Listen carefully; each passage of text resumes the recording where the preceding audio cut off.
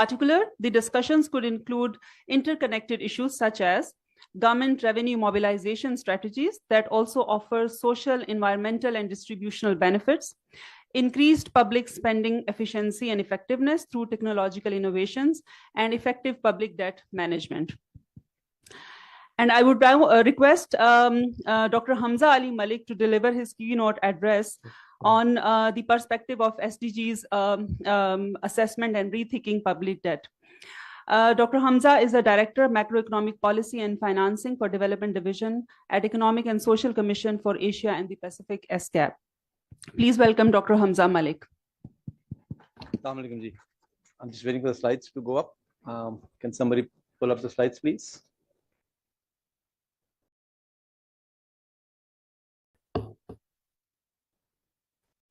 Show page chale jaye. Thank you. Working. Okay. Okay, assalamu everyone. Aruf Malagadi, I'm Hamza Malik. I'm from UNSCAP. Okay. Very glad to be here. First of all, thanks to SDPI, my good friend Sajid, who just disappeared, and other colleagues for co-organizing this session. We have been talking about it since last year. It's based on the research that we published in April 2023 on debt issues. Time is short. I've been told again and again, don't have more than 15 minutes, so I'll be reasonably succinct. The three parts of when you think about debt. One is how to assess whether the country's debt is sustainable or not. We use the term debt vulnerability, debt distress, debt sustainability interchangeably. We should not, technically speaking. So that's one aspect. Second is, if countries already under debt distress identified, what to do with it? What kind of policies can be pursued, debt restructuring, so on and so forth. Third is, how do you increase the ability of the country to raise more debt to pursue sustainable development agenda and climate ambitions over time at low cost of borrowing? There are three distinct research streams we are following. I'm going to present today only the first one. So I'm going to talk about debt assessment. So what we are doing is essentially talking about a different way to assess debt vulnerability. That's the focus. And I'm going to focus on our publication, which means Asia Pacific perspective. I'll be deliberately not delving into the detail of Pakistan issues. I leave it up to my very competent panelists here who will shed light on Pakistan specific issues. And hopefully we'll have time to some exchange of thoughts. These are the broader messages. I think they resonate in Pakistan as well. Fiscal and debt management is a major policy challenge once again. A lot of things have, there's a confluence of issues. One is interest rates is on the rise.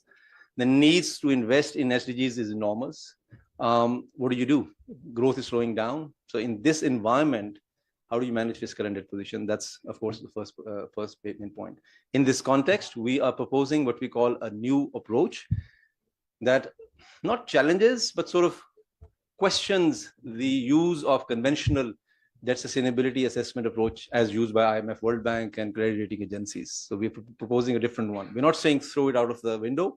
We're saying our approach can complement their approach in assessing. So government should have multiple options in front of them when they want to pursue assessing the debt situation. Third is based on that, the point of this approach is, and I'll show essentially a long-term perspective that explicitly incorporates SDG investment requirements in your assessment already. You deliberately feed into the model essentially how much investment is needed. So and part of that investment will have to come from debt sources. So if that pushes up your debt, that's all right conceptually. Then you work backwards how to finance that and then figure out whether debt is sustainable or not. I'll show you an example in a minute. Then there are a few basic policy messages. The last point is what international community is doing, which is a major part of my job. I'm not going to talk about that given the paucity of time, but if there's interest in the question, from the question answer, I'll be happy to engage. Let me set the scene a little bit, reasonably quick. These issues are well known. So again, won't be needing to go into some of the details. Macro context. This is the Asia Pacific region average, right? Growth is slowing down. Inflation is on the rise. Very simple. What it means, you can see on the slide, some examples of the implications of slow growth and higher inflation. What I want you to take from that picture is before pandemic 2019, the average growth was hovering around between 5 and 5.5%. After pandemic, it's below, it's around 4% on average. So about 1%, 1.5% of growth has been shaved off on average. What does it mean? There are some implications I've listed down over there. Similarly, inflation, before pandemic, inflation in Asia and Pacific was not a major policy concern. It was under control. Pakistan actually is an exception, but Asia Pacific by and large was not an issue. It was hovering around 3.5% on average. Not a major debate was needed. Then pandemic happened. We know the reasons. And later on now it's hovering around 5% on average. So on average, inflation has gone up by about 1.5% or 2%, which essentially means implication for interest rates. So higher interest rate have a direct bearing on cost of borrowing, issuance of debt, and so on and so forth. So you need to keep this frame in mind. Near-term outlook is saying growth is slow, inflation is high, which means interest rates are likely to remain high. How do you deal with debt issues in this particular context? So at the same time, everybody understands that there is enormous need to increase investments in SDGs. There are some estimates. It's a high-level expert group of G20. I'm a part of that, part of this study. Global estimates of how much it costs to pursue SDGs is $3 trillion, which is about 3% of global GDP. The real value addition of this research is where the money is coming from. So approximately 2/3 is likely to come from domestic sources, which means fiscal position has to be strengthened considerably, plus your domestic financial system. Only 1/3 is likely to come from external or other sources, which includes external borrowing, ODA, and private sector engagement, and so on and so forth. The policy message is when you talk about pursuing SDGs, you really have to go after domestic resource mobilization first, not relying on external borrowing, ODA, and other, which tends to be the tendency in a lot of developing countries. So that's not the right message from the data. So this is the context. Now some data. I can go very, very quickly. This is the average debt GDP ratio of Asia and the Pacific last 20 years. It's a sort of an inverted U-curve, a U-shaped curve, which means debt has been rising since about mid-2013-14.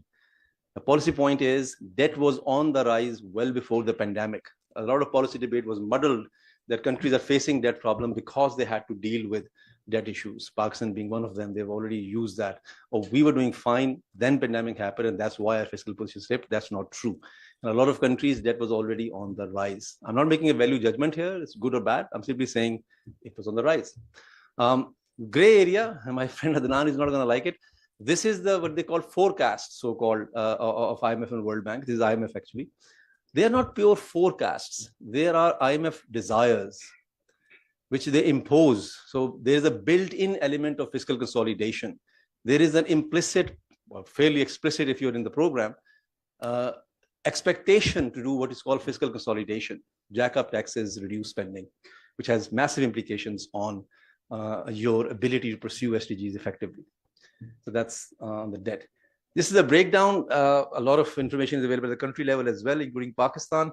What are the debt dynamics visually, right? So you can easily see primary deficit is the major source of debt dynamics in the region. Not very surprising. Interest rate growth differential actually has been favorable in Asia and Pacific, which means the rate of growth on average has been higher than the rate of borrowing in the region. So it has not contributed to increasing debt over time. 2020 is an exception because of pandemic impact. We all know interest rates were up, growth was down, interest rate. Policy message again is, if you want to pay attention, you have to address primary deficit first. In some countries' cases, exchange depreciation plays a big role as well, like Pakistan, for instance, or interest rate differential tends to be a major player as well. Number of countries have increased. This is simply a snapshot of, based on our research, 19 countries in the region we identified as facing high risk of debt distress. You can see the names, two broad methodologies, one used for low-income countries, the IMF World Bank methodology, the existing one, and one used by other countries, credit rating agencies, and so on and so forth. Pakistan, of course, is there as well. The number of countries facing debt distress has increased. Okay, the interesting thing, and I wish we had time, we could talk much more on this one. The composition of debt has changed. People don't tend to understand that clearly. It has ramifications on debt restructuring efforts, ability to deal with debt when you engage globally. Before 2008, you can see bulk of it was bilateral and multilateral.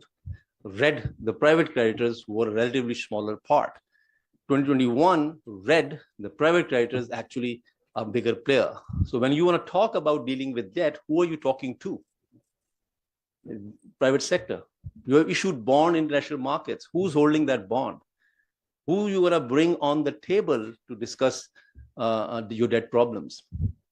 Right. So in practice, countries have to deal still bilaterally with their major lenders. Multilaterals tend to be exempt from these discussions. So this creates a lot of challenges, just understanding how things have evolved over time when you talk about debt solutions. This is interesting. I just very quickly point out, low level of debt is not necessarily bad. And that's a context for our research, by the way. So, and similarly, high level of debt does not necessarily mean it's problematic. So this box you can see, these are mostly Pacific Island countries, Afghanistan, Tuvalu, Marshall Islands, and Kiribati, and so on and so forth. Their debt GDP ratio is 20% or around that. But their risk to debt is the maximum, which is 3.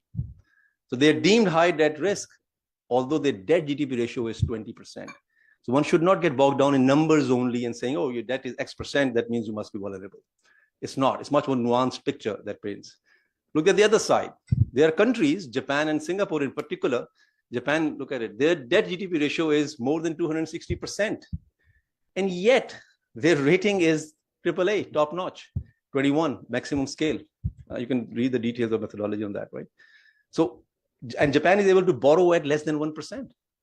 So high debt does not mean it's bad, right? That's the motivation for us when we pose the research. And then I'll present. Then how much time we have?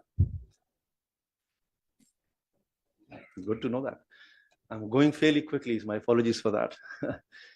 I made a sort of mini bet. I'm going to deliver on time today. Perfect. So I didn't go through all of them, but the point is when you assess debt of any country, a thorough examination from multiple angles is needed in the first place to come up with whether the country's debt is vulnerable or not. In normal conversations, we look at, oh, the debt has gone from 70 to 80%, things must be bad. Countries must be, why we're accumulating more debt? Accumulating debt on its own is not bad. In most plain words, where you are spending money from that debt actually ends up mattering. If you're borrowing and throwing money in weird projects and not for investment and not investing in sustainable development, then it's problematic. Singapore, for instance, borrows heavily to develop their financial markets, and none of their borrowing supports current expenditure. It all goes for investment purposes. And so that's why they're able to borrow at very low rates domestically, and their financial markets are very deep. Same as Japan. Japan's domestic financial market is extremely deep. So this comes to our research. I'm on. I'm not creating the suspense. Okay. So this is the motivation why we pursued this topic. And I already shared, I only put one part of that. So here is a comparison. What do we do stand and what is SCAP proposing? Left hand is the salient features of the current thinking as typically pursued by IMF and World Bank, for instance. Higher public debt is necessarily bad for economic growth. There is a common optimal public debt level. You must have heard 60% threshold. Where does that come from? Is there any theoretical underpinning? None whatsoever. Yet it has become so mainstream, people think something is going to go haywire once you hit 60%, right? That's another have to be true. Third, current approaches tend to be very short term in the medium term. So society, economy, people pay a huge cost for delivering debt sustainability. I always put it like this way: what good is debt sustainability if people are paying a heavy price for that? Is it really worth it?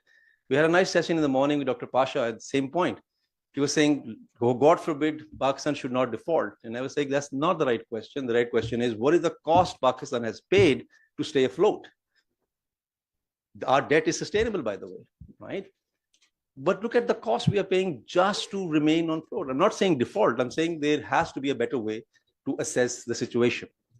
So what are we proposing? We're saying debt can be a very powerful tool for development. I'll demonstrate through a model. Appropriate debt has to be country specific. We just saw in some cases 20%, you're belly up. In some cases 260%, you're perfectly all right.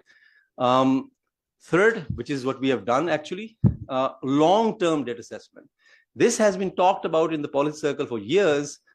We believe we are the first one who have actually demonstrated it with numbers from a formal model. So I'm not going to show you the model, but this is the structure of the model. We call it augmenting the conventional approach, augmented public debt sustainability analysis. There are three main components, and the fourth is sort of a stress test. We built in additional spending cost of SDGs in the model, which means we do SDG costing across the board for that country. Structural development policies which countries want to pursue, they are part of their assessment approach. Third, and most importantly, how you're financing your development ambitions. And then we also do some stress tests as part of that. Since it's a fairly extensive exercise, it took us about a year and a half with one country only, Mongolia. So this is a model. I'm not going to explain the model.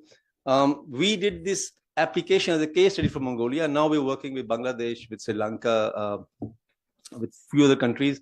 And I'm hoping to talk to Pakistan as well. Ali is here, Mohsin is here. Hopefully we can try and translate that for Pakistan as well.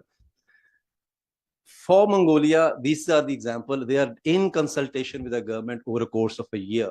Their costing estimates, their financing strategies, their development priorities. These situations are going to be different for every country, and they are very different. Same as Pakistan. We need to sit with Pakistan policymakers, collaborate with them, develop something similar for Pakistan. I'll show you the visual, and then I'll stop. How does it look? So this is how it looks.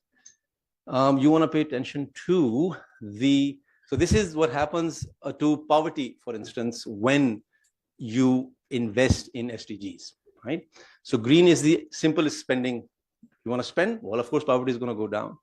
But when you add on scenarios, SDG spending, development policies, and financing strategies as a cohesive, coherent framework, you know, it's easy to make a political statement, let's reduce poverty and let's spend money. Fine. How you're raising that money to support that ambition matters a lot. It has to be thought through as part of your policy planning exercise to be able to have sustainable policies and sustain your efforts over time, not a one-off political gimmick. One political government says these things and then everything is over and you're back to square one.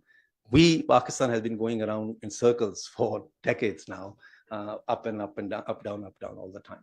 So this is just an example of impact on poverty from the model. This is the impact on carbon emissions. You can generate many scenarios over here. The interest here is, of course, on debt. And this is how it looks. So the dotted black line is the baseline. It is sort of the IMF conventional approach that is used. So for Mongolia's case, by the way. So they are seeing the debt was around 70%, and they, through the fiscal consolidation efforts, wants to bring it down gradually over by 2040. Our approach, which have all the coherence, is the green line. Or actually the red line, in fact, sorry.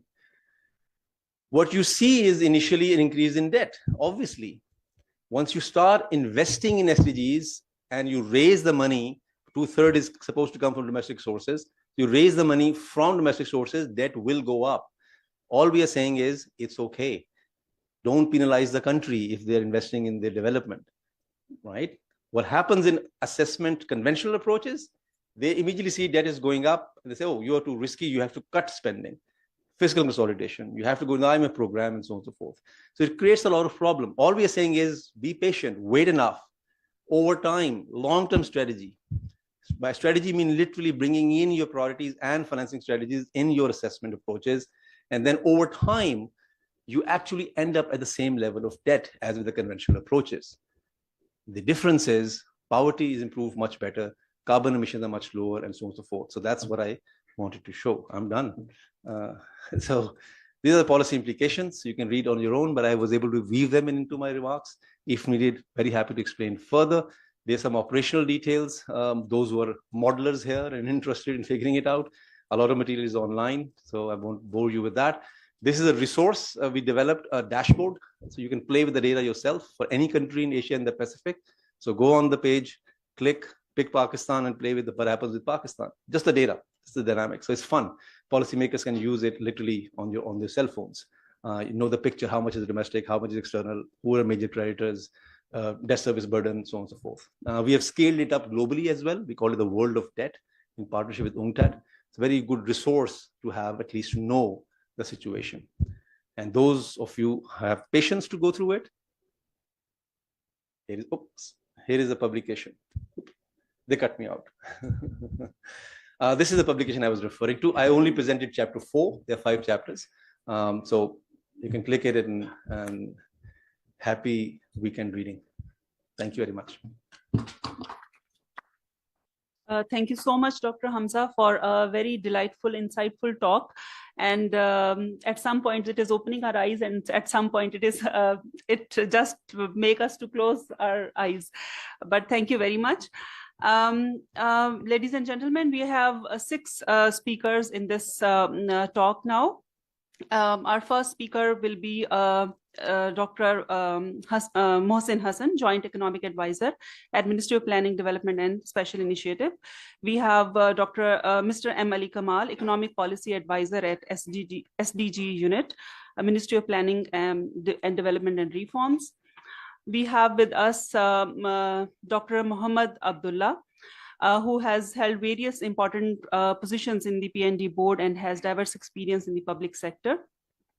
We will be having with us Mr. Adnan Ashraf Ghuman, who is the country economist in macroeconomic trade and investment, global practice of World Bank.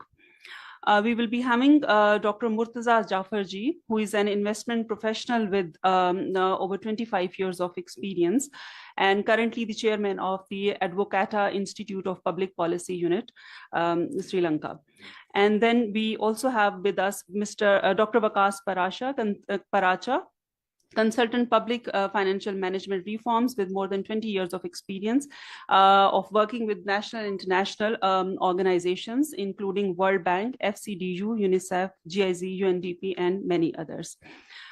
To start with the speakers, the first thing that comes into my mind when we talk about the debt rethinking and assessment is that Pakistan तारीख के नाजुक तरीन दौर से गुजर रहा है.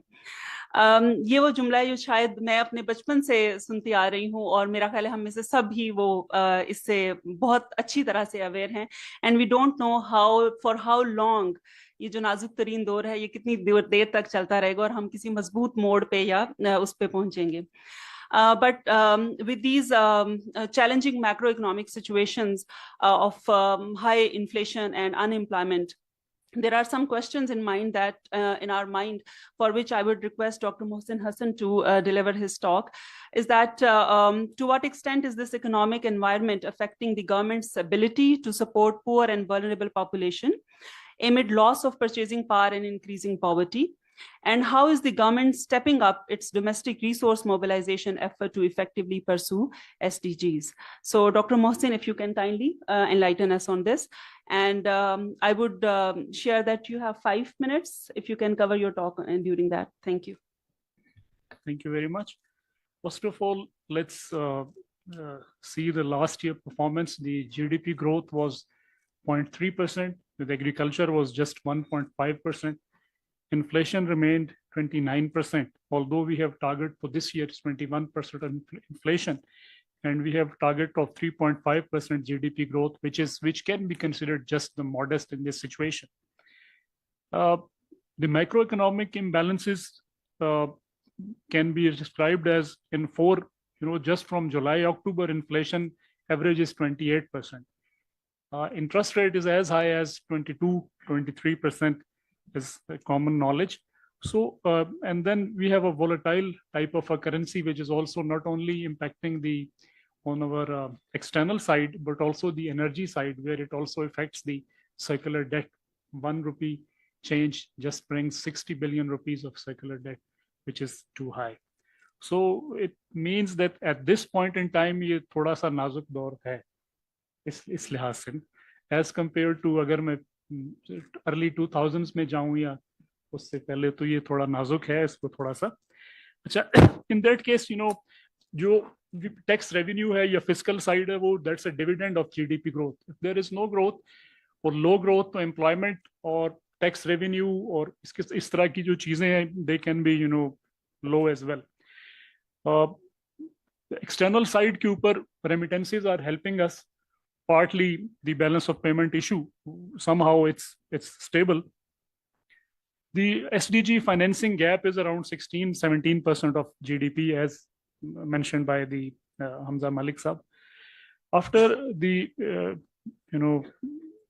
the net federal receipts, if we see whatever from paying the provinces they get, is unable even for the markup payment, which was budgeted for this year as 7.3 trillion, and as per some information they've crossed 8 trillion, just an estimate. So in that case, the major expenditure which the government has to make, like defense, pension, subsidies, and other expenditure, debt servicing, part of markup payments. So there is some distress as well, because federal revenue net receipts, they are even short of markup payments. And markup payments, if they have crossed around 8 trillion rupees, mostly they are from domestic bank borrowing. Banks, they are lending to the government at a higher rate. Now government has rightfully imposed some tax on their profit, like 40%. Probably it should be done before. On revenue side, their intelligence unit is working to catch the large payments with the help of NADRA. Then at the regional level, at the regional tax units, they are facilitating people for the new tax filing system. And trace and track system has been imposed on various industries, and we're planning to do it in cement as well. It will help us, finding the true value addition in the industry, so there is, no discrepancy. Similarly, the auditing procedure is being revamped and bringing efficiency in that, so the tax filers and non-tax filers, they can be, taken care of. On expenditure side, government is imposing 15 to 20-30% of austerity in the government and the expenditure, which is still in progress, just to make things very within range. Economically speaking, our domestic savings are 12.3% of GDP. I'm talking about national savings. The domestic savings are 6.5% of GDP, which is abysmally low. And this is one of the fundamental reasons of these deficits, which is creating trouble in Pakistan. I don't want to compare with the region where they have more than 20-30% of savings. So that's a clear-cut approach that our dependence on foreign capital is really high. And our episodes of high growth, they are matched with the easy money we got from abroad. So not only the external financing we need at a cheaper rate, but domestic front, the interest rate, which is very high, need to come down. So, but at this point, it is not only to control inflation, it is also to give some, strength to the domestic currency. Otherwise, the convertibility can move people towards more dollarization. We are also working on 13th five-year plan, in which, like, we have not finalized the strategies, but it seems that keeping in view the constraints, like we have a external sector link. Whenever we want to grow more than 4-5%, there is a pressure on external side, and balance of payment problem arises. So talks are going on with the working groups, and it seems that we should have more agriculture-based growth, where there is a more poverty, more inflation, and more employment generation capacity as well. And aligned with there is the rural food industry, non-textile exports, creation of small-scale supply chains with Chinese companies, which can also benefit our small-scale industry and industry, including some of the non-traditional side, like toys industry and several other types of things, which I think can help. Major expenses like state-owned enterprises, they need to privatize. PIA story is already in the news. Need to bring pension reforms. Still, there is some progress is there, but due to some legal issues, it's not being implemented. Probably for the new officers or government servants, the pension liabilities can be. And then SIFC has been established, where major sectors they are outlined: IT, mining, agriculture, and the energy.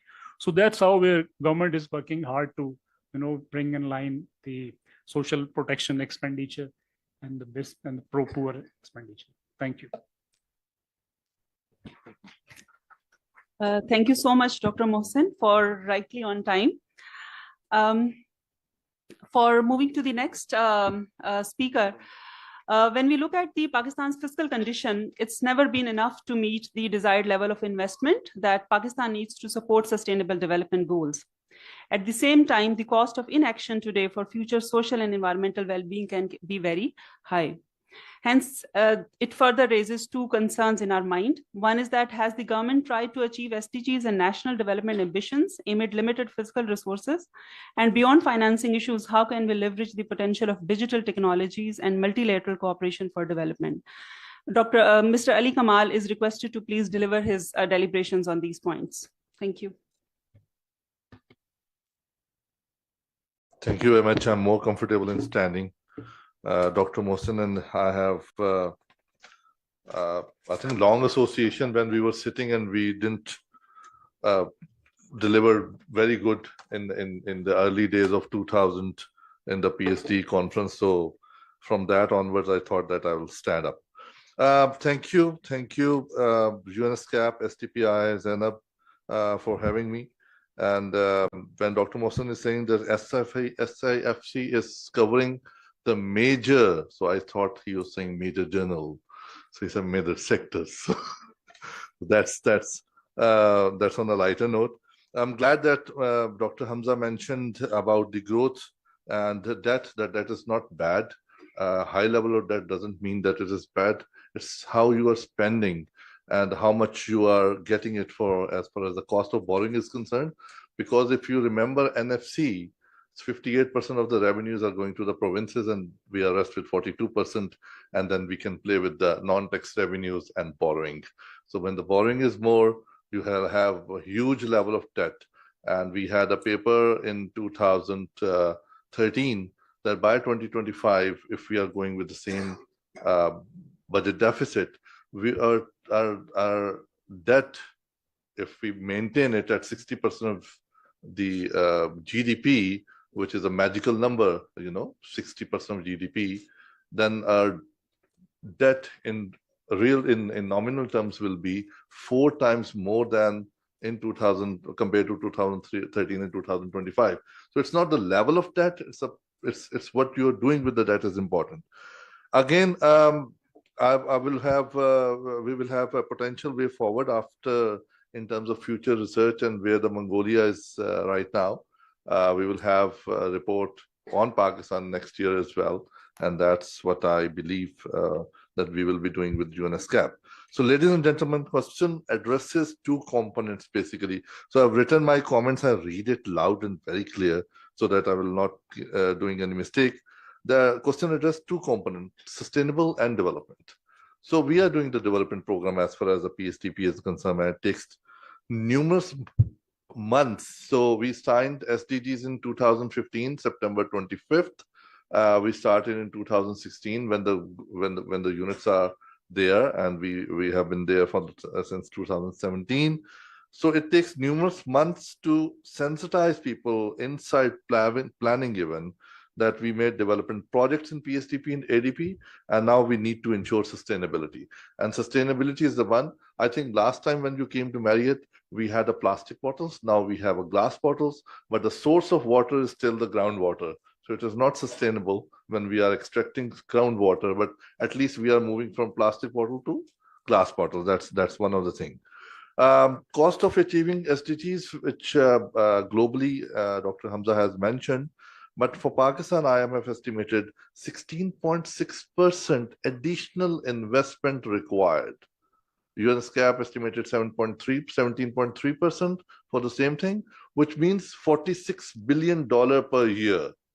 Our budget is total budget is $6 billion.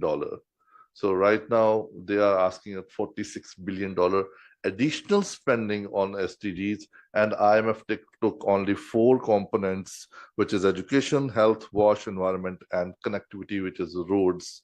And the major chunk of 46 billion was going to education and health. So in that way, I was talking to Dr. Hamza in Thailand. इसका मतलब तो ये हुआ कि ना करने निकलना हुई कि ये नहीं अचीव हो सकते, ये बहुत मुश्किल है, इससे नहीं हो सकता. But then we thought that नहीं, कुछ ना कुछ करके देखते हैं. There are several estimates available. PIDE estimated $37 billion using the 13 variables. It's an old study. So There's another interesting statistic that SDGs related to water resources that includes dam, reservoirs, canals, and integrated water resource management. It is not included in IMF study or UNESCAP study and other studies. This study $2.1 billion per year. Current prices mein abhi ki 600 billion rupees per year till for the next 7 years. That's one of the outcome of the midterm review which we are doing right now. So there are few scenarios. Too high cost to achieve SDGs in limited fiscal space. So there are several different financing instruments we can opt for, and that's what Dr. Hamza presentation once upon a time when he was presented in CDWP he gave us. So there are number of financing instruments which we can use using the bonds, crowdfunding, blended financing, integrated national financing framework. याद रखिए जागन INFF बहुत चलने वाला है अगले 7 सालों में. And obtain financing from, that's what Jeffrey Sachs said. हो गया time? Okay. Jeffrey Sachs said that obtain financing from AAA rating agencies for longer term at lowest possible interest rate. Remember, AAA rating gets for 0%, and then they are giving us for 1%, 1.5%, 2% long-term loans, and that's what we how we achieve the sustainability. Sorry, ye main padhna padega. Okay. On the other hand, we have done few exercises during the midterm review of the SDGs beyond financing. The question was identify targets that needs investment. Identify targets that require process and institutions. Remember, financing is not one thing from which we can achieve SDGs. There are several things. Leverage points and affect most of the other targets, which is the multiplier effect. We have identified outcome and targets that map with the means of implementation, so they can club together. We have identified targets that can be fixed through governance issues. Whenever you go through health and education issues, it's not about the financing, it's a service delivery which we are counting out.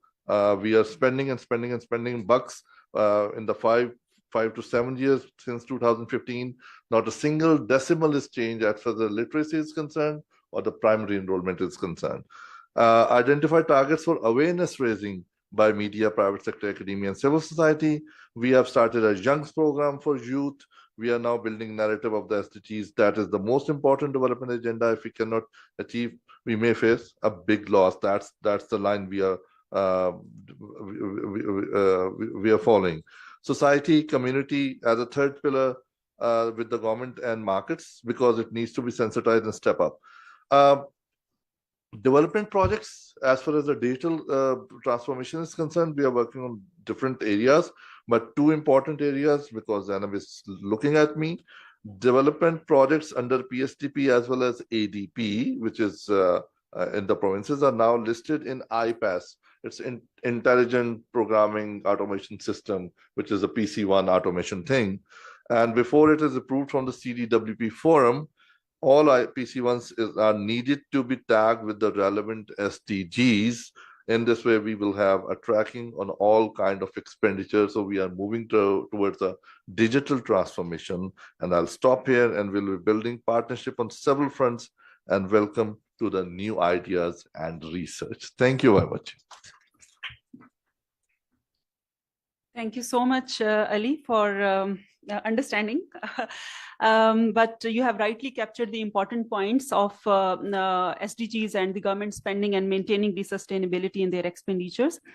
I would like to mention here that SDGs are not just the national mandates, but the provincial governments, they also have to track their progress across different SDGs. So in the context of Punjab, how has provincial government pursued sustainable development goals and national development objectives in the face of constrained fiscal conditions? And how can digital technologies and multilateral cooperation be harnessed for development beyond financial constraints? These are the two questions that I would request Dr. Muhammad Amanullah, Joint Chief Economist, Government of Punjab, to address and enlighten us on these issues. Who has joined us online? Dr. Amanullah, can you hear me? Loud and clear. Thank you very much. And how much time do I have? 5 minutes, sir. Okay, thank you very much. this is very pertinent and important question, and we have been doing a lot, as highlighted by Mr. Ali Kamal, who is our, chief SDGs at the federal level, and who do we report normally for SDGs. So we have been, implementing our Sustainable Development Goals initiatives for the past 7.5 years. And recently, what we have done, I'll not go into the details, and I'll be very focused and precise. Since you have been talking about the, in the context of public debt and foreign assistance. So the thing is that, like, we have initiated a study, a public expenditure review of Punjab's government current and development program, and SDPI is obviously they are supporting us in this particular study, and we are basically conducting how much we have been able to achieve in terms of Sustainable Development Goals, targets, and indicators during the past 7.5 years. And this is the only study which Punjab government is leading. I don't know about the federal government and other provinces. And this is very important study for us, because after the study, we'll be able to come up with, some recommendations and what we are doing wrong and what we were doing right, and what should be the way forward. Moreover, I just wanted to highlight that Punjab was the first province who basically initiated this Sustainable Development Goals program at the provincial level. Then the other provinces and the federal government, they replicated similar initiative in their ministries of planning and development. So as far as development budget is concerned, we are getting resources from the NFC award. Everyone knows we have been, as highlighted by Ali Kamal, like we are getting around 52 to 53% from the NFC award. Remaining, we are trying to get some resources from our own source revenue, which is not significant. We have been able to channelize or get 300 to 400 billion rupees in the past, financial year, which is not a significant amount if we compare the size of the Punjab with other countries. We are huge in terms of population, in terms of GDP. So this is what we should be looking for and we should be working on. And the other thing is that as far as public debt is concerned, like in 2018-19, we were implementing various initiatives which were obviously supporting our SDGs indicators and targets and goals.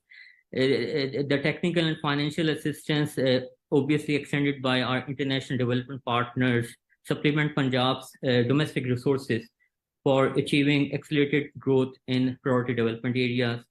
And the focus is on improving and developing health, education, skills development, water and sanitation, agriculture, irrigation, energy, physical infrastructure, urban development, information technology, and governance.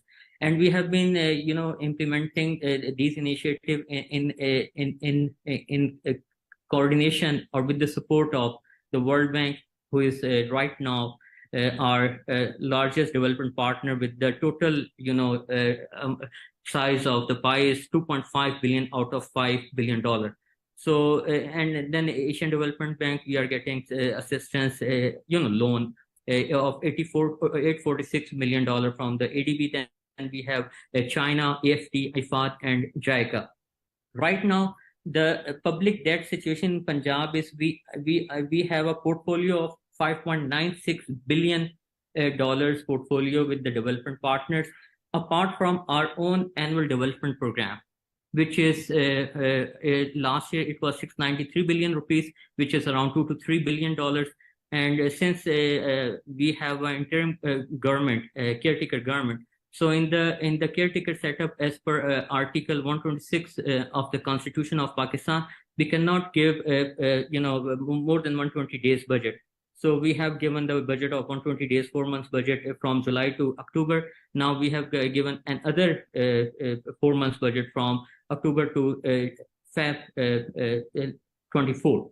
So this is what we are doing right now, and we are committed to achieve Sustainable Development Goals agenda. But everyone knows we have been facing challenges, economic challenges, the macroeconomic challenges, then we have flood last year, then we had COVID in 2021.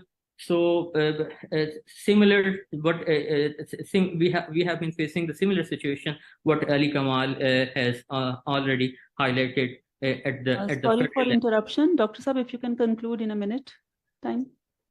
If you want, I can conclude within a second. I mean, and other thing I just wanted to highlight. We have our PFM Act, Public Financial Management Act 2022.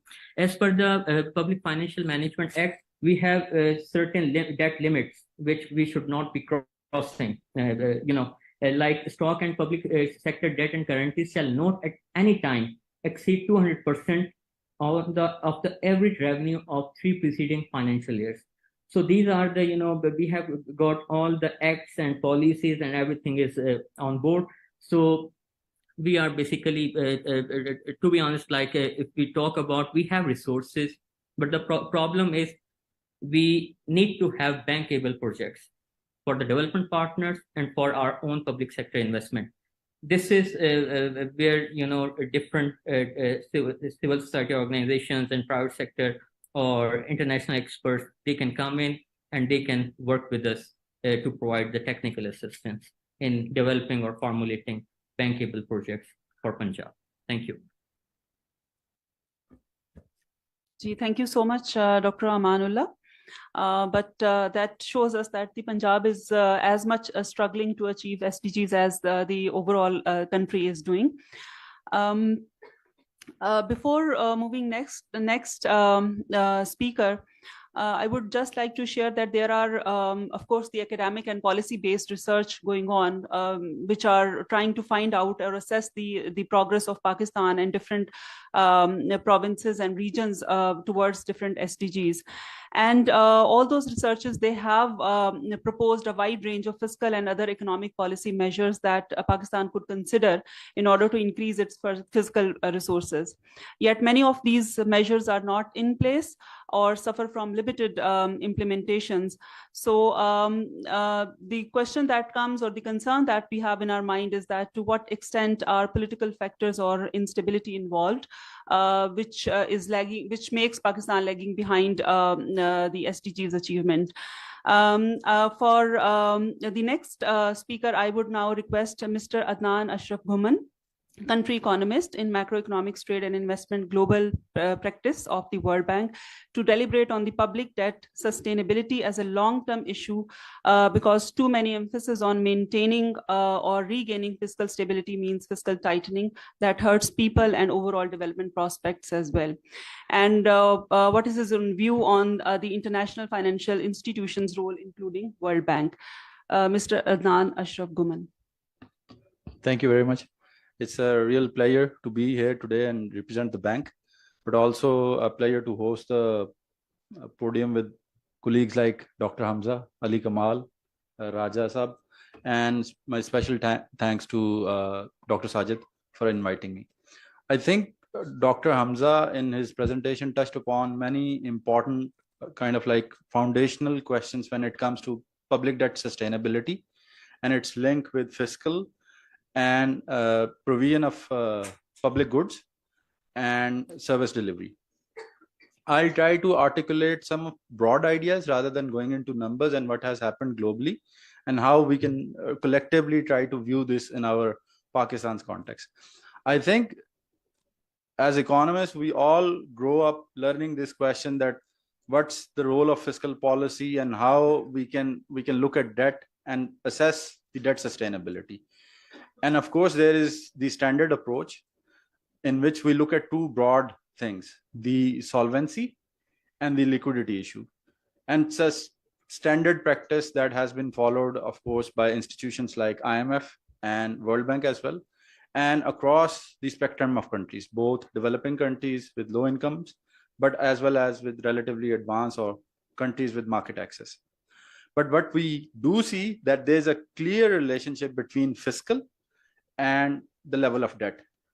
And when we talk about level of debt, we also have to think about what's the nature of debt and what are the short-term pressures that it creates. And I'll come to some specific examples as well.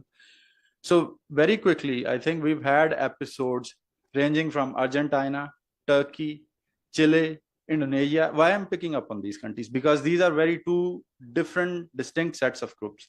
Countries where there were persistent fiscal issues leading to macroeconomic imbalances like Pakistan, leading to a collapse in growth, leading considerable fiscal adjustment. But after a specific event in history, like the East Asian crisis, Indonesia has moved away from this behavior. We also have a country like Jamaica, which has moved away from fiscal deficits, but its growth has shrunk. So of course, there are clear trade-offs. And that clearly goes to the point that when we are opting for fiscal policy or fiscal consolidation, we need to think about where the fiscal consolidation needs to come from. And I'll come to Pakistan's example as well. Now, with this clear relationship with fiscal and deficits out of the way, I'd like to come to another point. Fiscal has a very strong relationship with growth. And in Pakistan's case, we see that Pakistan's growth model is entirely consumption driven. And what fiscal does is that it fuels that growth model. But a large sense is that growth model has now become obsolete. Pakistan's potential growth has gone down. And because of persistent fiscal deficits, Pakistan's public and private investment has not picked up. And that is at the heart of the growth issue in Pakistan. Now, coming back again, like circling back, what's the way out and how to view this collectively? I think there are few broad streams that we need to think about. First, when we think about countries like Pakistan or globally, and we think about long-term debt sustainability, really what is at the heart of this issue is the institutional quality. We look at all these countries which have done serious fiscal reforms.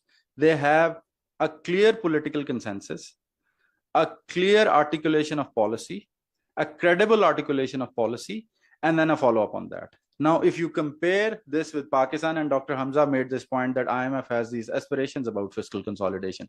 I think what we need to think in Pakistan after a 23rd IMF program, that do we have the political and social consensus in Pakistan to have a prudent policy path? We have a colleague connected from Colombo, Dr. Murtaza Jafarji, and he can tell about Sri Lanka's example. I've had the privilege of speaking with him recently, but I can tell you Pakistan's debt to GDP is not high. It can be managed. Pakistan is one of those countries which has had this fiscal rule of 60% of debt to GDP ratio for a very long time. But is it a credible rule? I'm not talking about the threshold of the rule, but is there any credibility to it? If you look into this question, it becomes very obvious that there is no credibility. Pakistan has been in breach of this fiscal rule for good or bad for a very long time. And I think that's the problem. Now, when you look at these debt projections and fiscal projections and debt coming down and deficits closing down, these are not aspirations.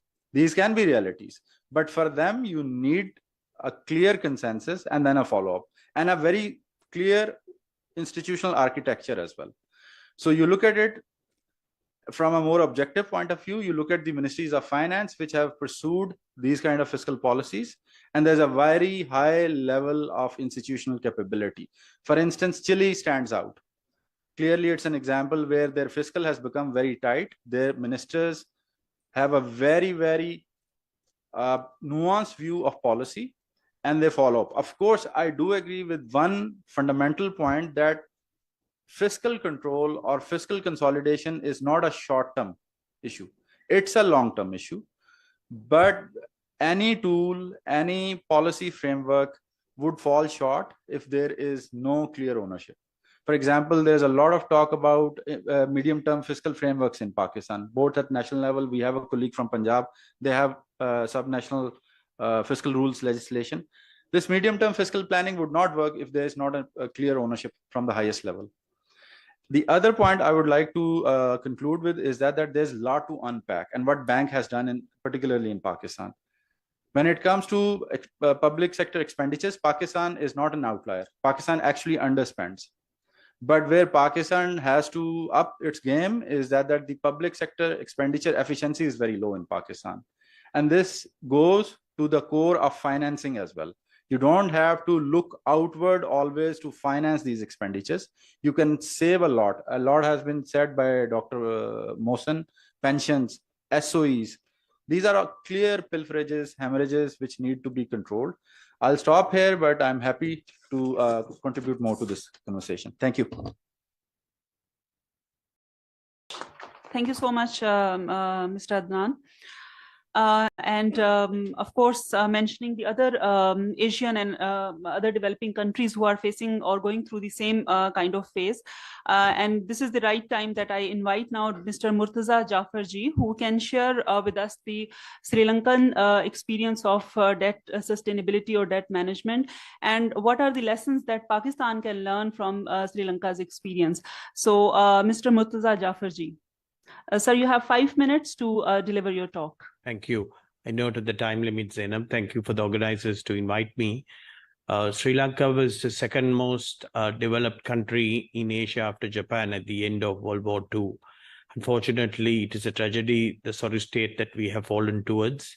It's a country that had very high levels of human development. It didn't have the indicators of South Asia. Unfortunately, bad leadership, bad politics, bad policies, and an ignorant population in terms of economic literacy has been a causal factor for Sri Lanka's current crisis. Even after the crisis, our GDP per capita of $3,300 or $3,400 is a lot higher than in Pakistan. But it is a tragedy that there are many lessons, although history doesn't repeat, it certainly rhymes. And there are many lessons that you can take away from us. I have got a very short presentation. I'm going to flip through some of these slides. I'm willing to share it with you, but to just give you some kind of context of what happened to my country. Just give me a second.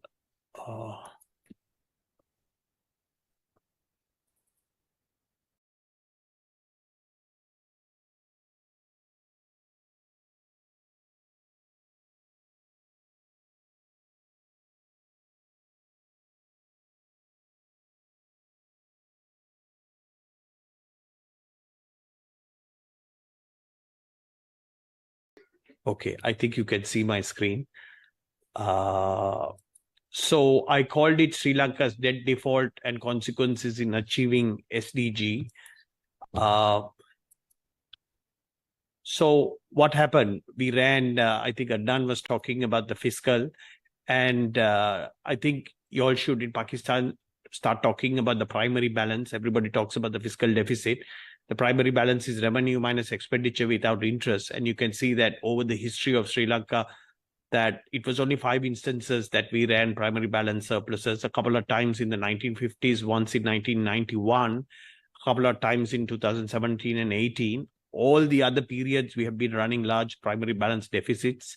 The primary balance is accumulated. And what I have shown in pink towards the going forward is the IMF targets of primary balances, which is 2.3% of GDP, which we have never achieved in last 78 years since independence. So the debt snowballed, and there were mentions about Pakistan's debt at 60%, etc. Sri Lanka central government debt was 113%. The public sector debt, including the guarantees that were made to the state-owned enterprises, was 128%. And you can see the precipitous increase in debt over the last 10 years. One of the reasons has been that the revenue to GDP is ridiculously low. 20 years ago, it used to be as high as 20% of GDP. And last year, it was as low as 8.2%. And I show a peer comparison here, where most of the peers are about 18 to 20%. So we are in the 17th IMF program, and they have given us targets of 2.3% of GDP as a primary balance surplus.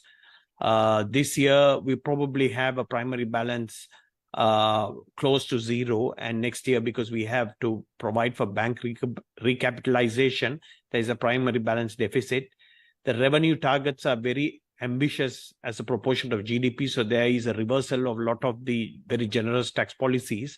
But the problem is that because the economy has contracted last year by close to 8%, and this year is projected to 3%, you don't have the tax buoyancy effect. So it's extremely challenging to achieve these targets.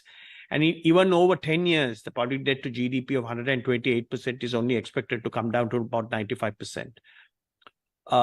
One of the problems that Sri Lanka has, and I don't have time to show you this video, is that we don't have a social compact. So some of the points that Adnan was making about the need to improve fiscal performance through revenue collection, the problem is that people don't want to pay taxes because they don't see the efficiency of the spending and accountability and improve corruption necessary. So a country needs to put forward a social compact, and I would say that is one of the big takeaways for your country. So our debt was unsustainable. There were three elements: the magnitude of the debt relative to GDP, the interest, which is one of the highest in the world at 8% of GDP, and the gross financing need. The maturity structure of the debt was too short term. At the high point, GFN was close to 30%. We have to get it down to 13% over the next 4 years, which necessitated a debt restructuring. And the debt restructuring was both external and domestic debt. This is in absolute terms, the quantum of the domestic debt. There was very short-term government securities. 50% of that was owned by the central bank due to money printing. And a larger component was done in terms of treasury bonds. Now, the kind of restructuring we did was that we took the central bank debt, which was anyway owned partially through the government because it owns the central bank, and we exchanged the short-term securities for long-term debt securities. In more benign things towards the end, it will be as low as 5%. But because it was easy to do, we only forced the superannuation funds, which own 43% of the bonds, to exchange it for lower interest rate bonds, which had longer maturity. So from an SDG goal, the pension funds basically is only the formal sector, and you forced the restructuring on entities who didn't have a say in the process because it is pseudo-controlled by the government. This shows a growth picture. This is for the first half since 2015 because of the problems that we had with the growth model, which was mainly driven by factor accumulation and not productivity. Growth has just stalled and gone nowhere for the last 8 years. As you know, growth can come in. Sorry for the interruption, but if you can conclude in a minute time. Yes. So our growth was not due to factor productivity. It was due to factor accumulation. And this is the story of South Asia, where you see the growth, most of it is coming through factor accumulation and not productivity growth. So since I've run out of time, I'll conclude by saying that this crisis has doubled the poverty rate. Look at the graph on the right. People are leaving the country and the health sector is having significant problems. People are eating less. They have a problem with protein deficiencies. And this kind of gives you a snapshot of where money is being spent. Our conflict in this country ended 14 years ago. The lower quadrant shows you how much we are spending on defense and security. It's a lot less than your country does.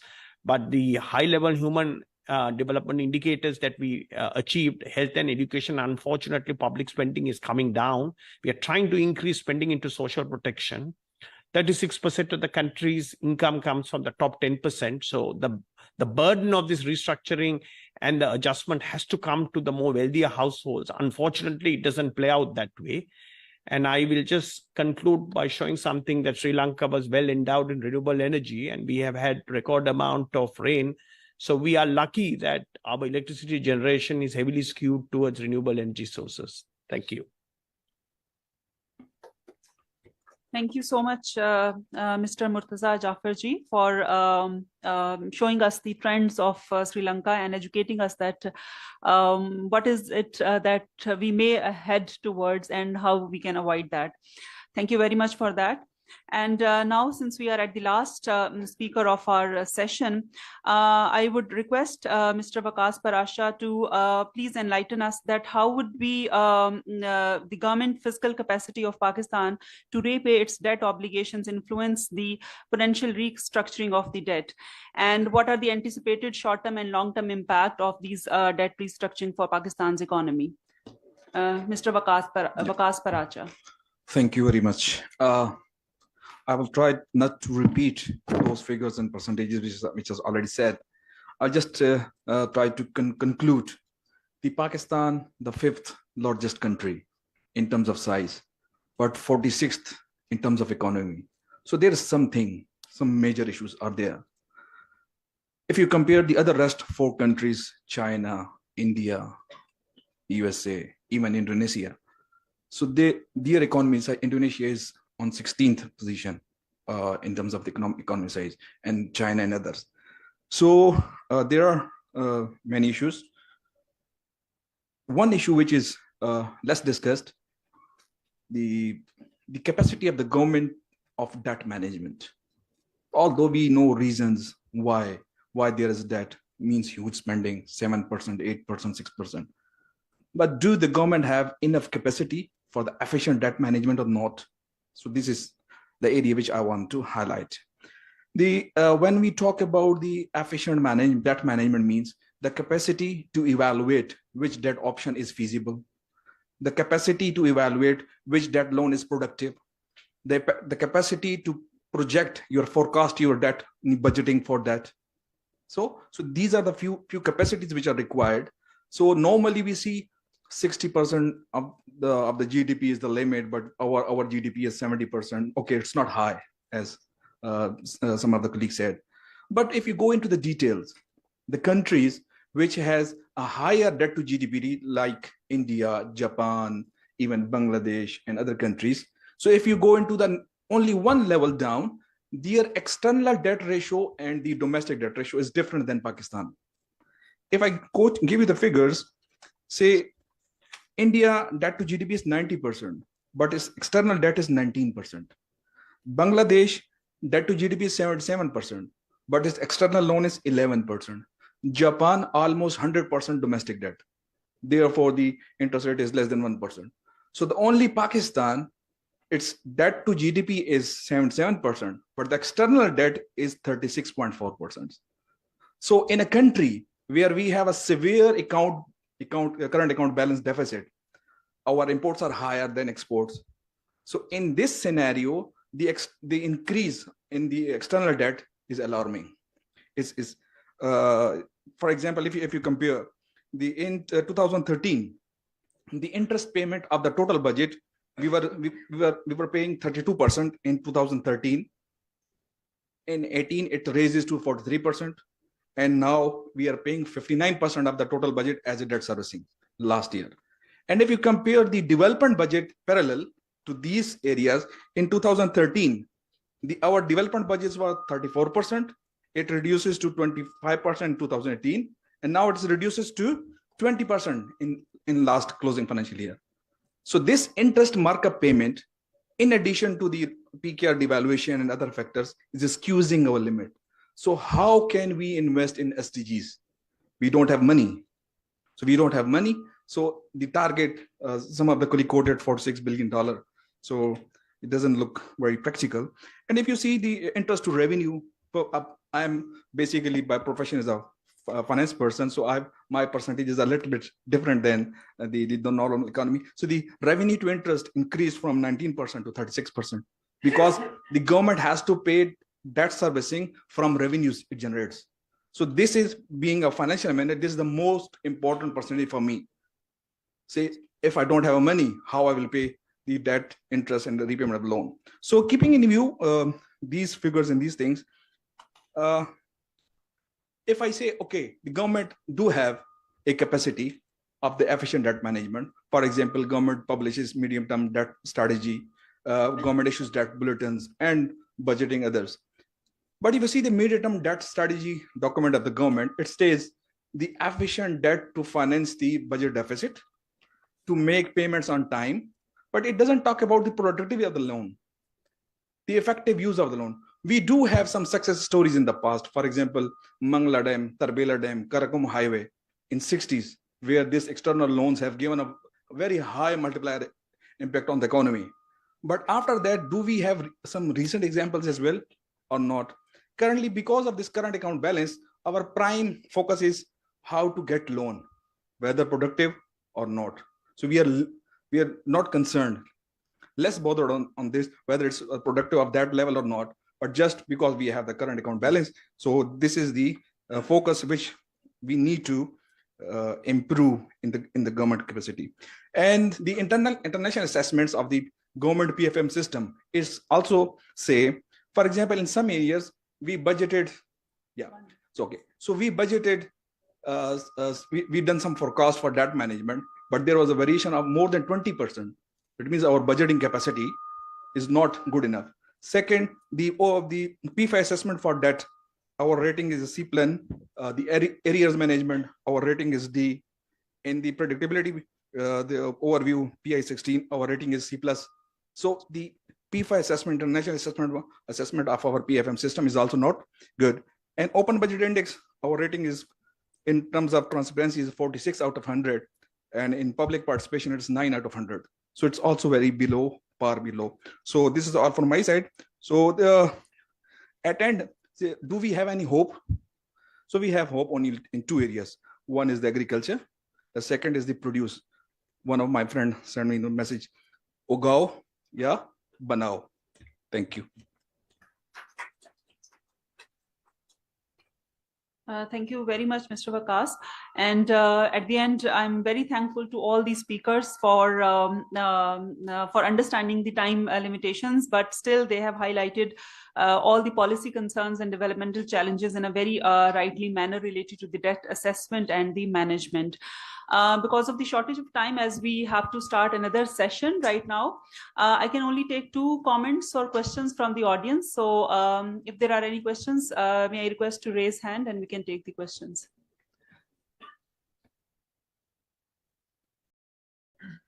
Kindly introduce yourself and please, if you can mention to whom you are asking the question. My name is Bahawal Khan. I'm basically a teacher. मेरा सवाल बहुत simple है कि हमने अभी date के हवाले से बात की, we are talking about the provision of public good, we're talking about the cutting the pension reform, etc. But you know that Pakistan social structure, it's too complicated. There's some institutions which are overdeveloped and they are grabbing resources, whether I don't know how, and you know well. So without cutting that, you know, that political access and things and making complete strategy, so how you can come out of all the problems which you're talking about? Thank you. One more question and then I'll move to the panelists for the answer. Ji. Second row. Assalamu alaikum. I'm Saira Tufail and I'm from Fatma Jinnah Women University. My question is that both debt sustainability and SDGs are spread over multiple horizons, while the tools which we are currently using for achieving them are short-lived. Mr. Adnan mentioned about medium-term fiscal policy framework, but its ownership is also missing. So without having a long-term fiscal vision or monetary vision, which is monetary policy is also essential in collaboration with fiscal policy to achieve these things, how we can move forward and how we can expect that we can achieve both simultaneously. Secondly, if we look at the nature of both things, that sustainability and SDGs, both are structural in nature, while the policies we are using for achieving them are necessarily demand management policies or stabilization policies, whose focus is not necessarily sometimes on growth, rather on stabilization more. So this mismatch is perhaps aggravating the problem, if I'm right. Thank you so much. Mr. Adnan, if you'd like to address this, and Hamza, if you want to have. Thank you very much. On the second question, I think you raised very important points. I think in the brief intervention I made, I tried to come to the gist of it. And I think the gist of it is that fiscal deficit in itself is a very normative statement. But in Pakistan's case, we can definitely see that Pakistan's deficits are high and persistent.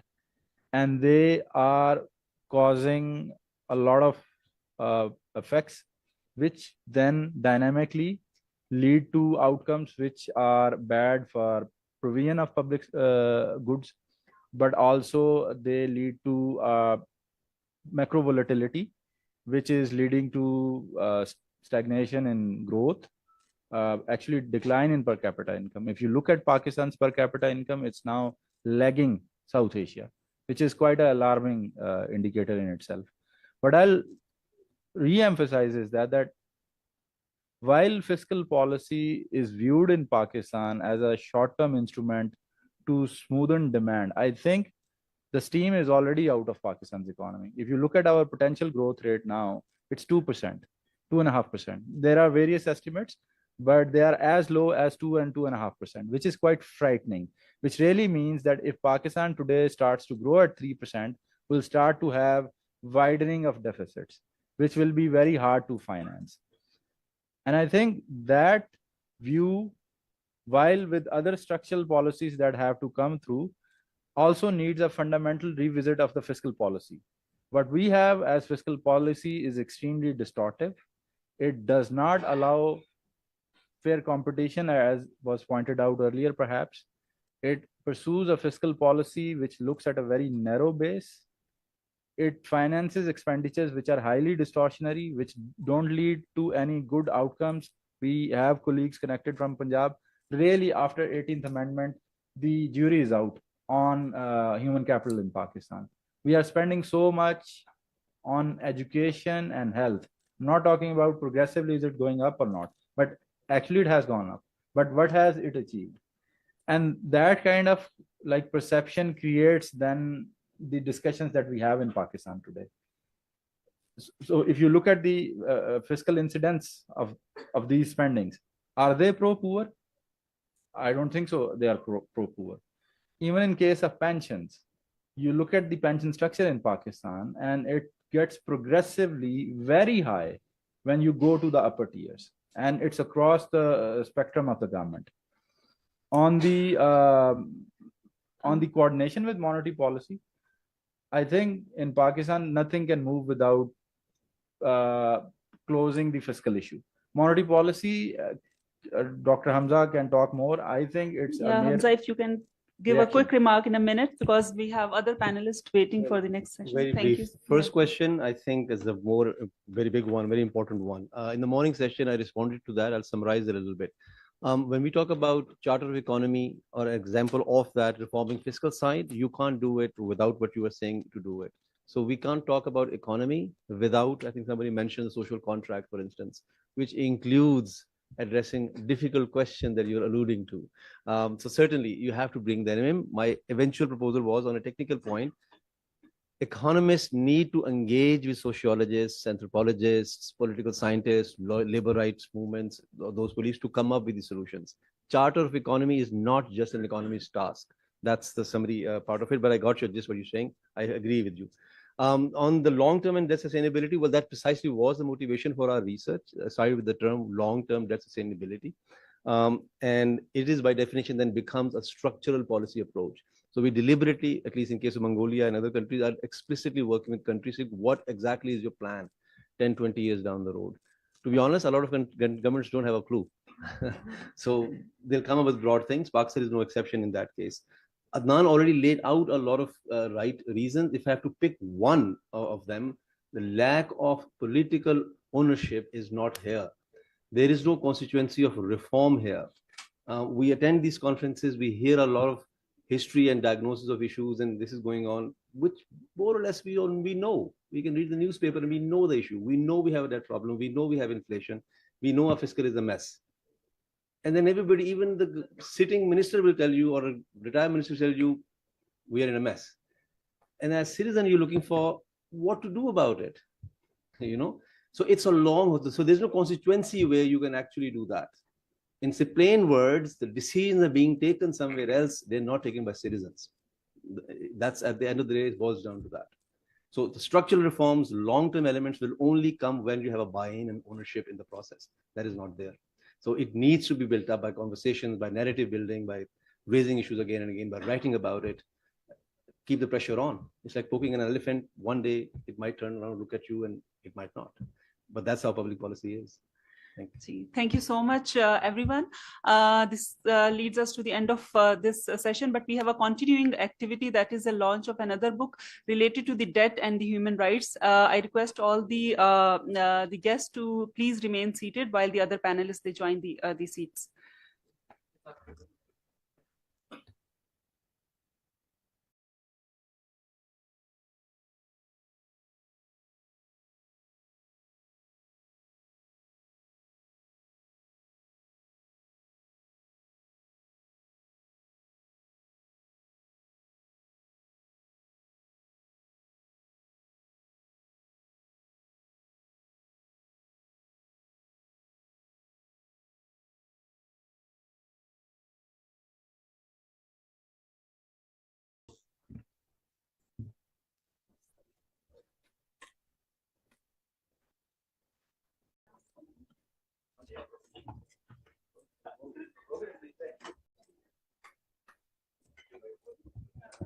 Okay, same. Thank you so much. No, that's fine.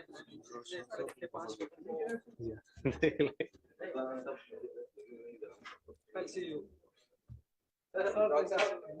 Dr. Saab, thank you. Thank you.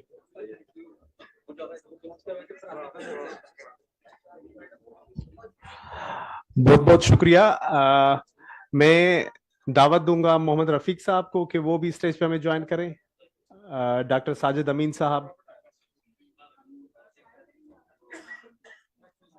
Ji, doctor जुमा साहिबा please.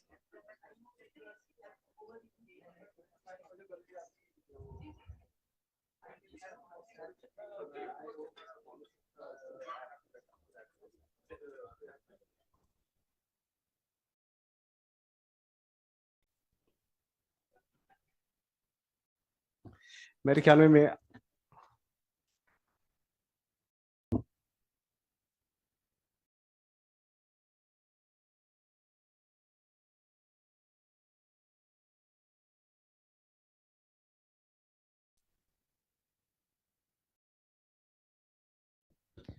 बिस्मिल्लाहिर्रहमानिर्रहीम।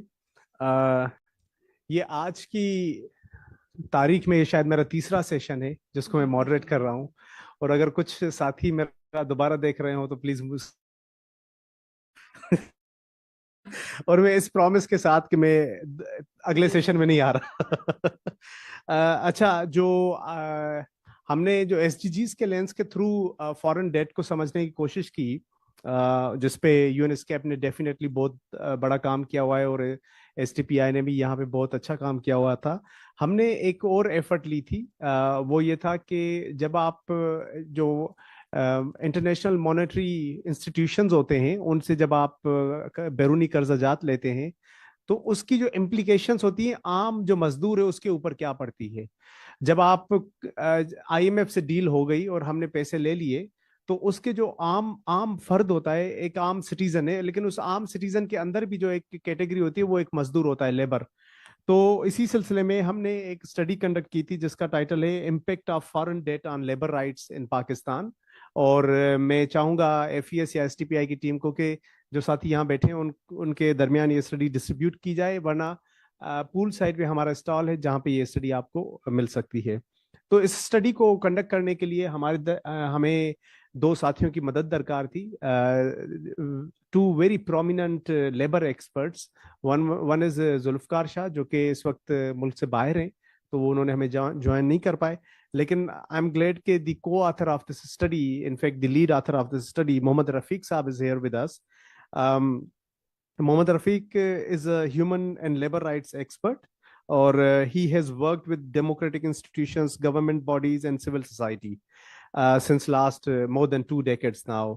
He has also worked with the international organizations like DRI, Democratic Reporting or Democracy Reporting International, और इसके अलावा जो मुख्तलिफ हमारी government bodies होती हैं जैसे national commission on human rights हो गई, इस तरीके से जो प्रोविंशियल गवर्नमेंट्स हैं उनके साथ वो मुख्तलिफ इश्यूज पे एंगेज रहे हैं, और रिसर्च का इनका बहुत रिच काम है, और ये आज हमारी इस स्टडी को रिप्रेजेंट भी करेंगे।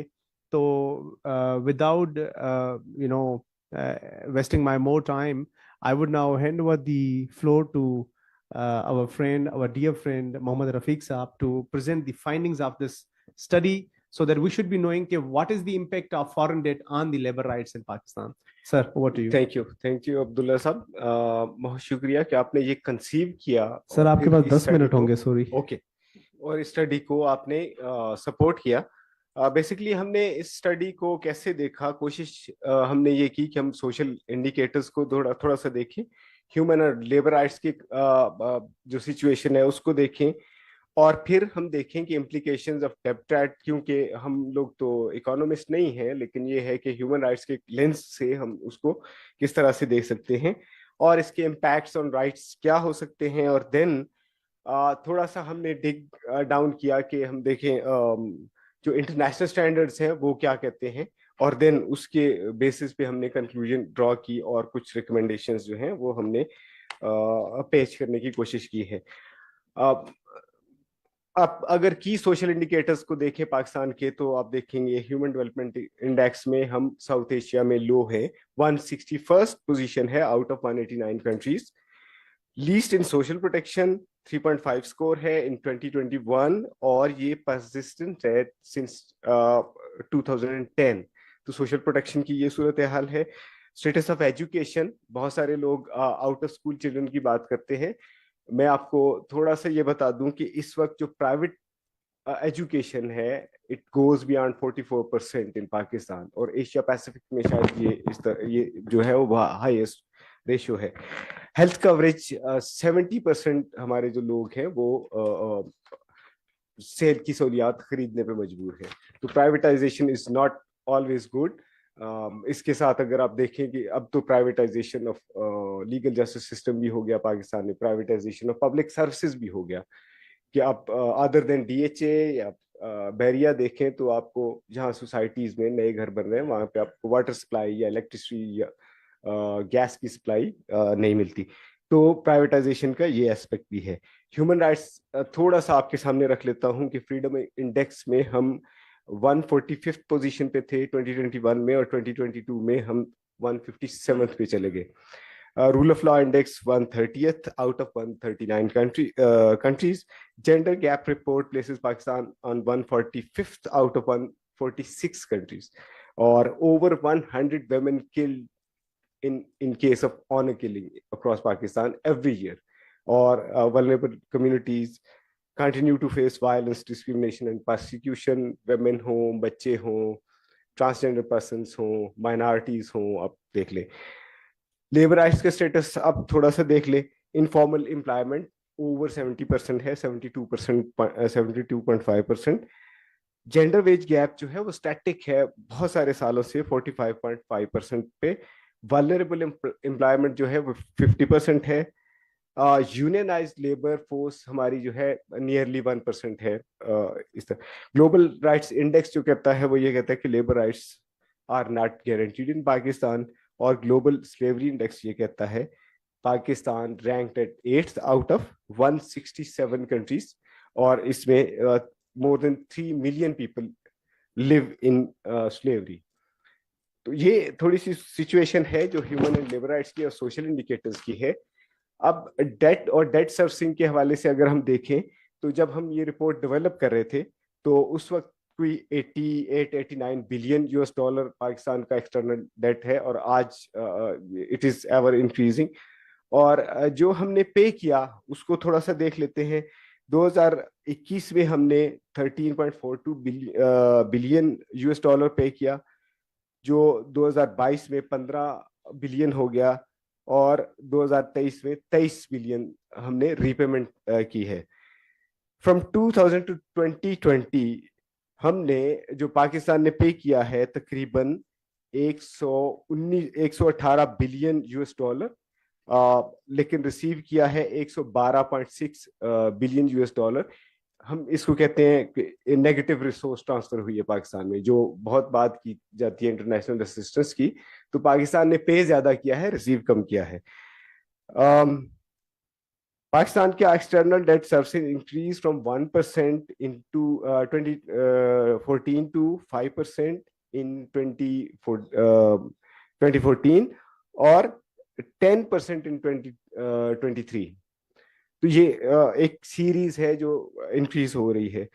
پاکستان نے یہاں پہ پہلے بھی بات ہوئی 2020 میں تقریباً 2.3 ٹریلین روپے پاکستانی روپے وہ ڈیٹ سروسنگ میں دیے ہیں, اور 1.2 ٹریلین وہ ڈیولپمنٹ پہ اسپینڈ ہوئے ہیں. ڈبل سے بھی زیادہ ہم نے ڈیٹ سروسنگ کی ہے, اور ڈیولپمنٹ میں بہت زیادہ کم جو ہے ہم نے خرچ کیا.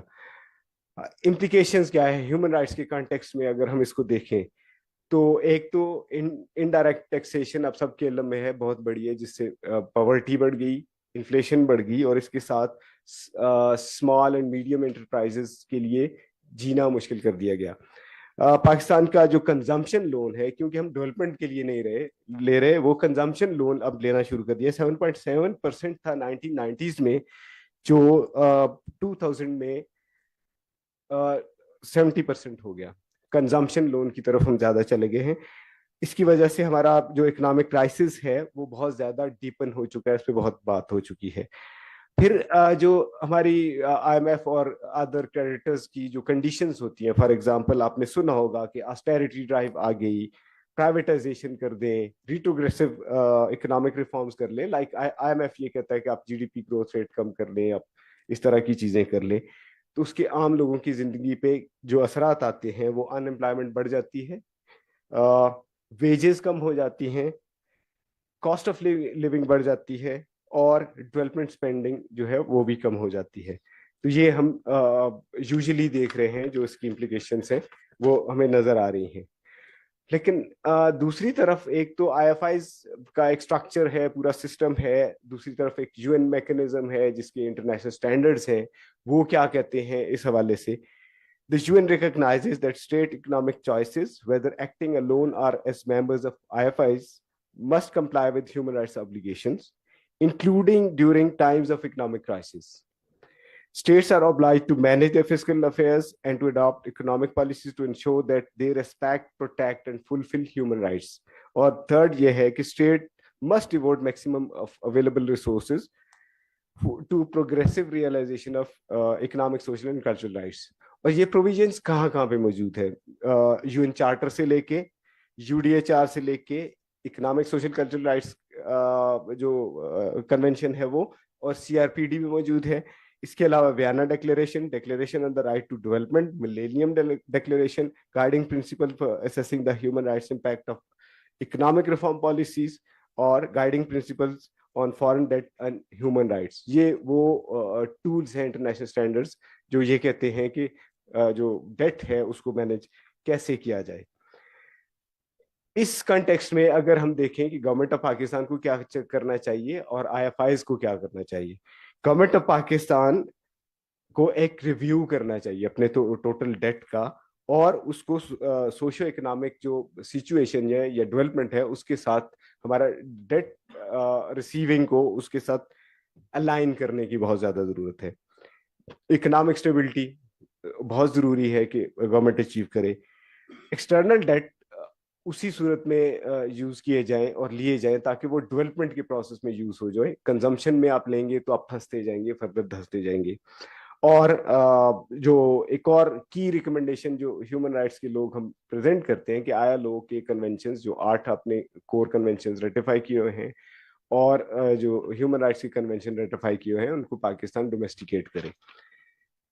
IFIs के कंटेक्स्ट को कैसे जो UN सिस्टम देखता है, according to experts, aside from states' responsibility to realizing human rights, given that human rights transcend boundaries, ये beyond boundaries हैं, human rights universalization of human rights के context में, it poses extraterritorial responsibility on developed state to respect people's right in developing state, कि developed state developing states को help करें। IFIs बहुत जरूरी है कि वो UN guiding principles on debt and human rights को फॉलो करें और दीगर इंटरनेशनल जो स्टैंडर्ड्स हैं उसको फॉलो करें, और वो इंश्योर करें कि उनकी पॉलिसी जो है वो ह्यूमन राइट्स को एडवर्सली इम्पैक्ट ना करे। और डेट रिलीफ बहुत जरूरी है जी। I am going to finalise. Debt relief बहुत ज्यादा जरूरी है। जो डेट डिस्ट्रेस्ड कंट्रीज की लिस्ट आपके सबके सामने शेयर की गई, ताकि वो मुमालिक जो बहुत ज्यादा इस वक्त कर्जों के बोझ तले दबे हुए हैं वो थोड़ा सा रिलीफ ले सकें। लेकिन इसमें एक रिकमेंडेशन सिविल सोसाइटी और नेशनल ह्यूमन राइट्स इंस्टीट्यूशंस के लिए भी है कि वो इन इंटरनेशनल स्टैंडर्ड्स को यूज करते हुए वो एंगेज करें with the UN human rights system और एडवोकेट करें कि वो स्टेट प्लस IFIs वो कंप्लायंस इंश्योर करें with the international standards. Thank you very much. बहुत बहुत शुक्रिया रफीक साहब। मैं 2 कमेंट्स लूंगा। हमारे जो पैनलिस्ट बैठे हैं, सबसे पहले मैं एक मुख्तसर तारुफ करवाता चलूं। हमारे साथ डॉक्टर उज़मा आशिक साहिबा मौजूद हैं। She is the chairperson of social work department at Punjab university and she is having an experience of more than 18 years. तो जब उन्होंने मुझे प्रोफाइल भेजा 18 ईयर्स का, मैंने कहा can I make it like 20 years round figure in academia and research. Uzma Saiba, my question would be like, since morning we have been discussing that the economy of Pakistan has been in ICU since many decades now. And yes, on the ventilator. And then we also see the situation of public debt, as Rafiq Saab also mentioned. So in all these crises हमें एक जो ticking bomb नजर आता है वो ये नजर आता है कि बढ़ती हुई जो economic challenges, फिर उसमें जो हमारे यहाँ जो आबादी का तनासुब जो बढ़ता जा रहा है, वो एक हमें लगता है कि शायद इस मुल्क के मसाइल में और एक challenges ऐड करेगा. So what are your takes or reflections on this study? And we'll be happy to listen to you. But again, I have been asked that, each panelist will be having 3 minutes. Okay, I know although we are going to talk about the labor rights, actually what is whispering in my ears that there is no right except might is right. And so you are at the moment as a moderator. Okay. There is a wonderful statement written by both of the authors in that book. Pakistan is in a debt trap. And your question is very relevant to that. And you expressed your feeling about the explosion of population and the limited resources within the Pakistan. Yes, keeping in view the Malthus theory, our resources are linearly developing and progressing, but our population is exponentially growing. But I am being a social worker, very optimistic with my approach and keeping in view that our country may use its weakness as a strength. How we can change the volume of this negative population explosion expression on our mind in a positive way. And this is just because of the fact that we have no doubt the melting down economy, but we can understand that our population can be our strength, because the overall population of the world is going to outnumber in the elderly population statistics. But we have the force, we have the human capital, and this human capital can rule the world if they be able to be skillful while they are having their higher educations and evidence-based learning. So they can be entrepreneurial, they can be producers instead of the dead damn consumers. Thank you. You were so, very precise and to the point. Thank you so much, Dr. Saiba. Dr. Sajid Amin, I think he doesn't require any introduction. Dr. Sajid Amin is the head of social policy lab at STPI, and he's also the deputy executive director of STPI. I have had this, pleasure to work with him on multiple projects in last 5 years.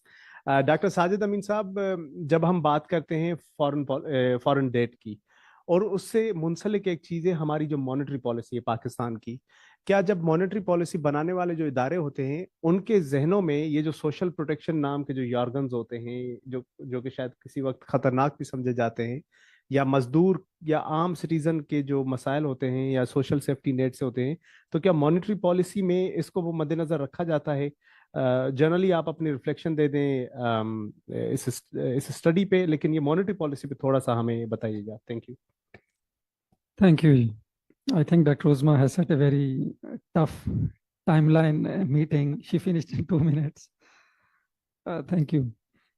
I think किसी भी जो अच्छे काम का या अच्छी research का जो पहला मुझे लगता है कि तौरफ होता है, वो क्या कोई नया आइडिया इंट्रोड्यूस करवाती है कि नहीं करवाती है.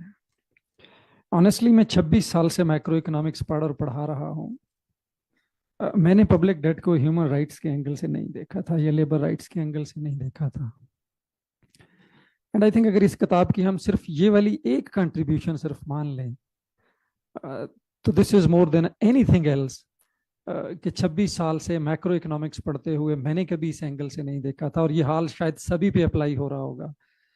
और यहाँ वो जो दायो साहब ने क्वेश्चन पूछा, वो जो मैक्रो पॉलिसी में और सोशल पॉलिसी में एक खलीज आ गई है, जो बिल्कुल एक दूरी पैदा हो गई है, वो इतनी बढ़ गई है कि आप मॉनेटरी पॉलिसी तो दूर की बात है, शायद जो टैक्स पॉलिसी है हमारी, जो मेन मैक्रो पॉलिसीज हैं, वो भी जो आम आदमी की जिंदगी पे उसके असरात हैं वो नहीं देख रही होती है. मसलन अगर हम टैक्स पॉलिसी की बात करें तो सबसे बड़ा ऐलान जो पाकिस्तान में समझा जाता है वो यही होता है कि हम 8,000 अरब रुपए का रेवेन्यू इकट्ठा कर देंगे और बंदा इस बात पे वजीर आज़म बन जाता है. लेकिन ये सोचे बगैर کہ وہ 8,000 ارب آ کہاں سے رہا ہے, وہ انڈائریکٹ ٹیکسز سے آ رہا ہے, 18% GST سے آ رہا ہے. تو یہ وہ دوری ہے جو میکرو پالیسی کے اندر اور اس کے اندر رکھ دی گئی ہے. اور ہمیں 1 سال لگا اسٹیٹ بینک آف پاکستان کو یہ سمجھانے میں, and thanks to again FES اور دایو صاحب, کہ جو آپ کی پالیسی ہے وہ اکبری منڈی کے کسی بھی مزدور کو اس کا جو ڈیلی کا ویج ریٹ ہے اس تک کو افیکٹ کرتی ہے. تو آپ ذرا ان بند کمروں سے نکل کے تو ذرا بات تو کریں باہر آ کے. تو اس سینس میں مجھے لگتا ہے کہ اس طرح کی جو کتابیں ہیں یہ شاید بہت ہی ضروری کتابیں ہیں, جو مجھ جیسے ایک مائکرو اکانومسٹ کو جو یہ کلیم کرتا ہے کہ وہ سوشل کانٹینٹ پہ بات کرتا ہے. میرا یہ انٹرسٹ رہا ہے سوشل کانٹینٹ ان مائکرو پالیسیز پچھلے 8-10 سال سے, بٹ آنیسٹلی میں نے بھی نہیں پڑھا تھا کہ جو پبلک ڈیٹا ہے یا جو فورن ڈیٹا ہے اس کا لیبر رائٹس پہ کیا اثر ہوتا ہے. اور میں جب اس کتاب کو پڑھ رہا تھا تو مجھے پہلی دفعہ پتہ چلا کہ UN کے جو ہیومن رائٹس کی کونسل ہے اس میں باقاعدہ اس پہ گائیڈنگ پرنسپلز ہیں.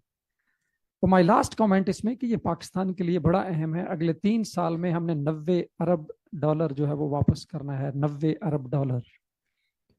اور وہ ہم نے ریز کرنا ہے 2 طریقوں سے, یا باہر سے مزید قرضہ لے کے یا نئے ٹیکسز وغیرہ لگا کے.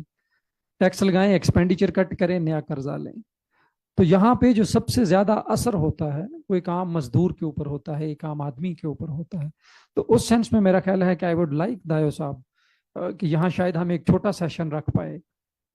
وی need a broader discussion and broader audience, جہاں پہ جو پالیسی میکرز ہیں, جو بات کرنے والے ہیں, ان کے ساتھ بھی اس بک کو رکھا جائے. اینڈ آئی ریئلی کنگریچولیٹ کہ آپ نے اتنی اچھی کتاب لکھی ہے. جی تھینک یو سو مچ. جی, let me make an acknowledgement that in Department of Social Work, I have been the teacher of Human Resource Management and Development. And nowadays, I'm just having a glimpse of economics with my students, keeping in view the human rights.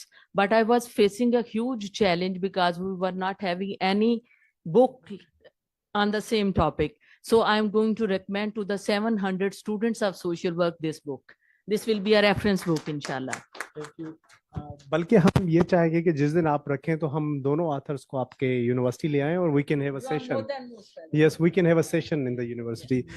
This is very encouraging. So جی میں آخر میں بلکہ اگر کوئی comment کرنا چاہ رہے ہیں ساتھی یا کوئی سوال ہے تو مجھے بتائیں. سر آپ اپنا تعارف کروا کے سوال. آپ کے پاس 30 سیکنڈ ہے.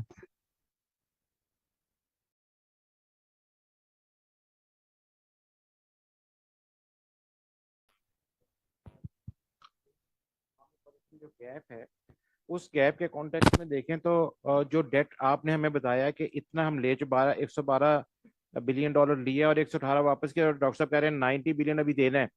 سو ایسی کون سی پالیسی اس کی صورت میں لائی جائے کہ نئے ڈیٹ لینے سے پہلے پبلک ریفرینڈم میں جایا جائے کہ یہ سوشل ڈیولپمنٹ کرنے جا رہے ہیں اور یہ لون ہمیں چاہیے ہوں گے یا نہیں چاہیے ہوں گے.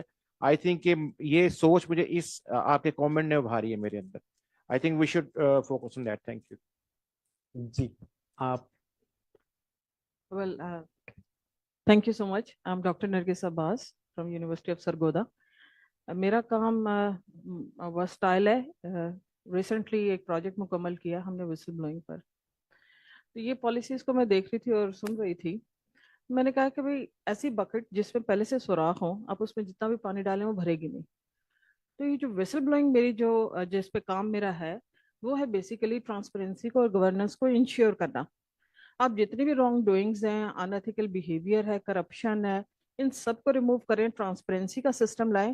تو مجھے امید ہے کہ کافی ساری چیزیں جو ہے نا وہ ہماری ویسے ہی اسٹریم لائن ہو جائیں.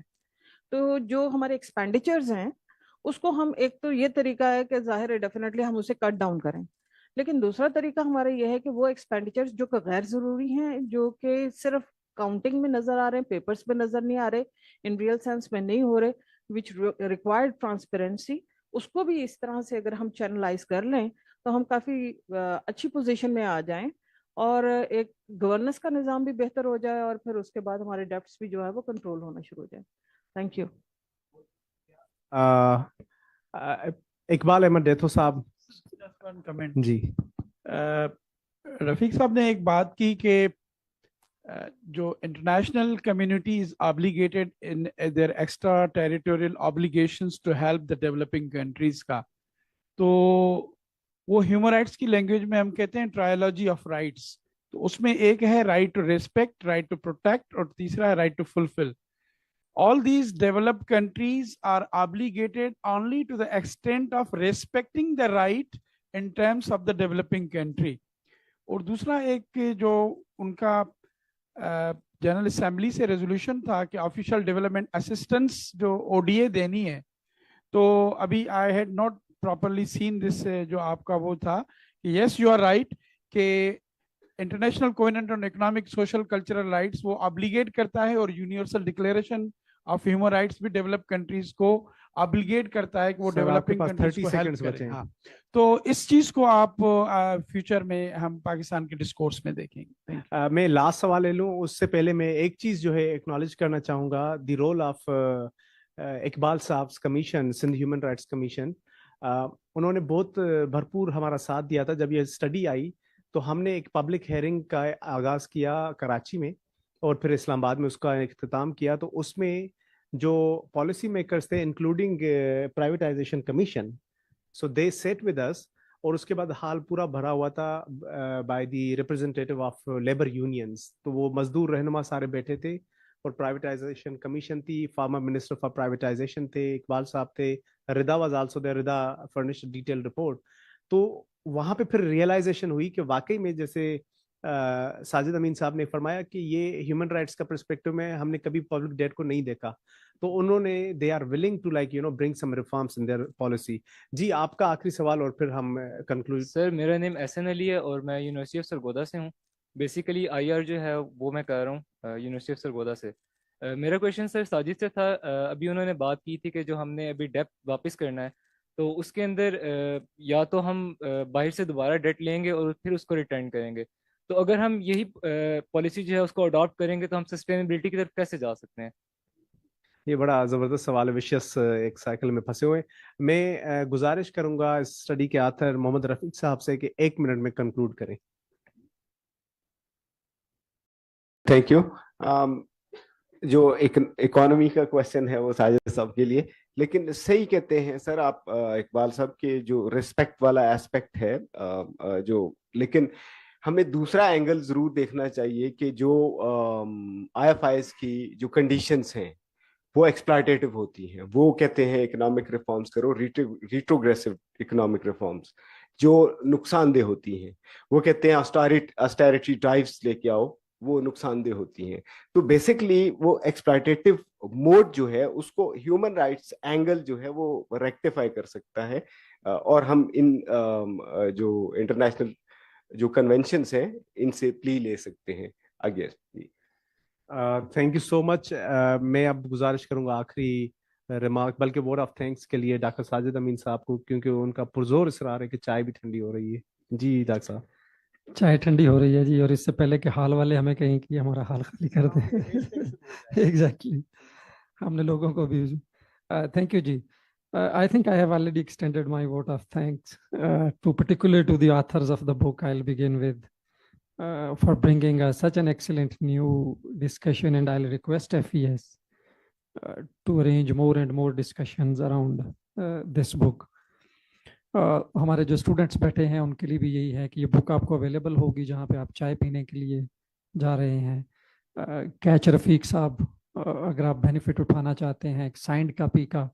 और सर लास्टली जस्ट ये कि जो एक हमने इस दफ़ा किया कि हमने पूरे पाकिस्तान से 20 स्टूडेंट्स को सर ऑन जो है वो fully covering there logistics and everything, इस कॉन्फ्रेंस के 4 दिन के लिए उनको हमने बुलाया कि वो, ताकि वो जो सेकंड टियर यूनिवर्सिटीज़ हैं, जो सेकंड टियर सिटीज़ हैं, वो लोग आएँ और हमारे साथ इसमें वो बैठें. And I am also thankful to FES for making this discussion possible. इससे पहले जो डिस्कशन हो रही थी वो भी again was with the kind support of FES, and to our panelists Dr. Usman, Dr. Nargis, and everybody who is around. और खासकर आप लोगों का शुक्रिया कि 4:30 बजे जो सेशन खत्म होना था आप 5 बजे तक हमारे साथ बैठे हुए हैं. Thank you so very much. और अभी हम एक पिक्चर सिर्फ ले रहे होंगे बुक लॉन्च की पैनलिस्ट के साथ. Thank you.